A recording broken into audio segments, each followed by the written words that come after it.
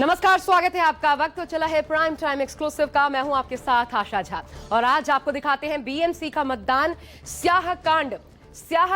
आज महाराष्ट्र से ये ऐसी खबर सामने आई जिसे देख देश हैरान है। बीएमसी चुनाव में चुनाव आयोग ने वोटर्स की उंगली पर लगने वाली जो खास स्याही होती है उसकी जगह इस बार ऐसी इंक का इस्तेमाल किया कि पूरी चुनावी प्रक्रिया शक के घेरे में आ गई। सोशल मीडिया पर इस इंक को सैनिटाइजर और नेल पेंट रिमूवर के जरिए हटाए जाने के कई वीडियोस सामने आए। चुनावी प्रक्रिया और चुनाव आयोग की विश्वसनीयता पर एक बार फिर गंभीर संकट खड़ा कर दिया इस वीडियोस ने। हालांकि ऐसा क्यों किया गया, इसका जवाब देने की बजाय चुनाव आयोग इन दावों को खारिज करता दिखा।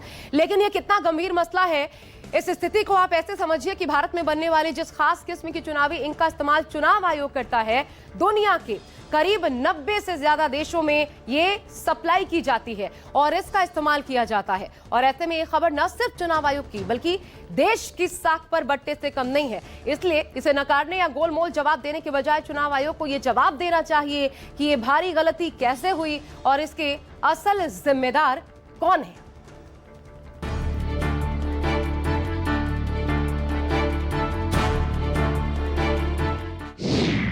बीएमसी चुनाव में विवाद, वोट स्याही पर सियासी फसाद।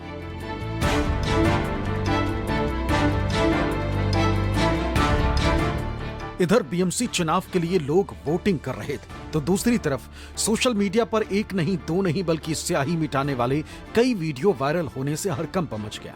सियासत गर्मा गई। एनसीपी नेता रोहित पवार, कांग्रेस नेता सचिन सावंत और आप नेता रुबेन मास्करेनहास, इन तीनों नेताओं के सोशल मीडिया पर स्याही मिटाने के वीडियो पोस्ट किए गए। वीडियो में दिख रहा है कि वोटिंग के बाद तीनों नेता अपनी उंगली से स्याही एक लिक्विड से मिटाते नजर आ रहे हैं। नेताओं ने दावा किया कि नेल पॉलिश रिमूवर लगाने पर स्याही का निशान मिट रहा है। पूरे मुंबई में मुंबईकर वोट कर रहे हैं बीएमसी इलेक्शन के लिए, लेकिन जैसे कि हमने बताया कि केवल कुछ नेल पॉलिश रिमूवर से एसीटोन से ये निकाला जा रहा है। हमने इसका औपचारिक रूप से कंप्लेन किया है और हम इसे लॉजिकल कंक्लूजन तक ले जाएंगे, लेकिन ये लोकतंत्र के लिए घातक है। विपक्षी नेताओं के वायरल वीडियो सामने आए तो सियासी तूफान आ गया। एमएनएस प्रमुख राज ठाकरे ने चुनाव आयोग पर हमला बोला। राज ठाकरे ने आरोप लगाया कि पहले जिस स्याही का इस्तेमाल होता था उसकी जगह अब नई पेन लाई गई। नई पेन को लेकर शिकायतें सामने आ रही। अगर आप हैंड सैनिटाइजर का इस्तेमाल करते हैं तो स्याही मिट जाती।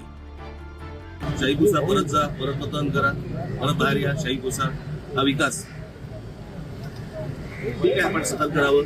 शाही पुसा, परत जा, परत मतदान करा, परत बाहेर या, शाही पुसा हा विकास। ठीक आहे, आपण सतत करावं।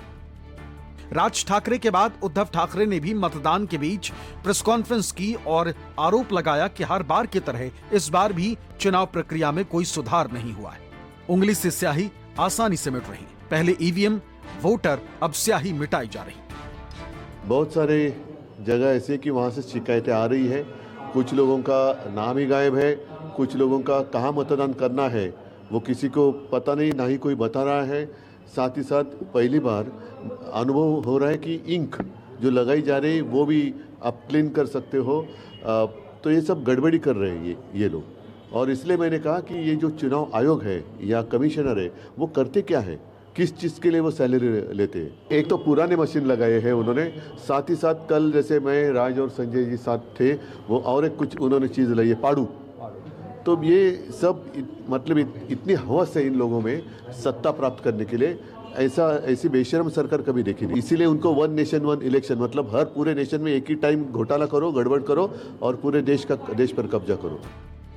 राज ठाकरे और उद्धव ठाकरे के आरोपों पर सत्ता पक्ष भी मैदान में कूद गया। डिप्टी सीएम एकनाथ शिंदे ने पलटवार किया और कहा कि चुनाव आयोग 2012 से इसी स्याही का इस्तेमाल कर रहा है।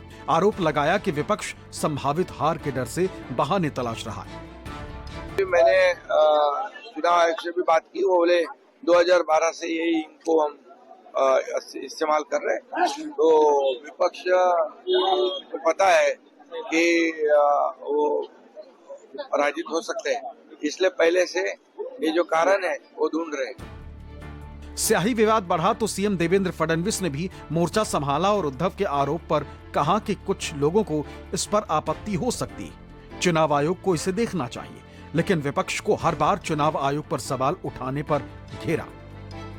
देखिए, अभी मैंने ये मार्कर मेरे को लगाया हुआ है, अब इसको मिटा के दिखाइए। देखिए कहीं मिट रहा है, देखिए आपके सामने कर रहा हूँ, कहीं मिट रहा है।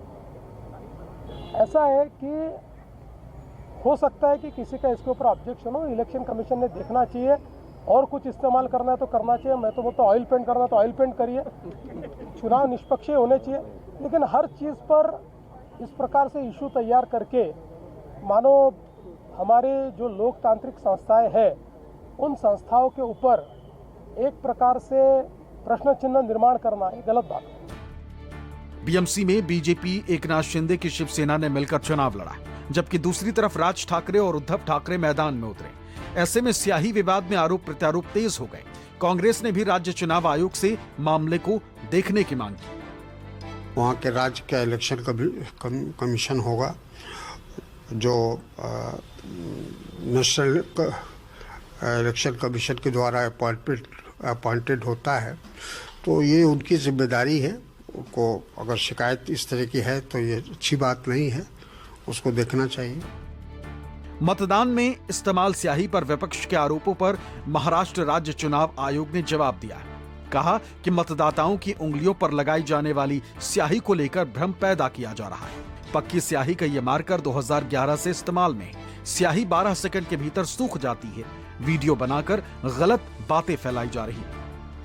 ये मार्कर पेन राज्य निवडणूक आयोग 2011 से यूज करते आ रहा है।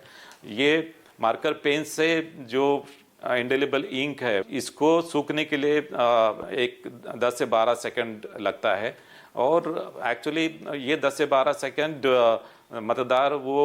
मतदान केंद्र में रहता है। और इस प्रकार अगर किसी वोटर ने मतदान करने के बाद फिर से मतदान करने की कोशिश की तो वो वोटर के विरुद्ध कार्रवाई की जाएगी। चुनाव आयोग ने साफ किया है कि यदि कोई शख्स उंगली की स्याही मिटाकर दोबारा मतदान करता हुआ पाया जाता है तो उसके खिलाफ उचित कानूनी कार्रवाई की जाएगी। मतदाताओं के मतदान का रिकॉर्ड दर्ज किया जाता है, इसलिए केवल स्याही मिटाने से दोबारा मतदान संभव नहीं। महाराष्ट्र में बीएमसी समेत 29 नगर निगम चुनाव के लिए वोट डाले गए, लेकिन स्याही विवाद से जो घमासान मचा है उसका असर क्या नतीजों पर दिखेगा, इस पर सबकी नजर है। मुंबई से इंद्रजीत, विनोद जगदाले, अंकुश जायसवाल और रोहित पांडे की रिपोर्ट, न्यूज़ 24।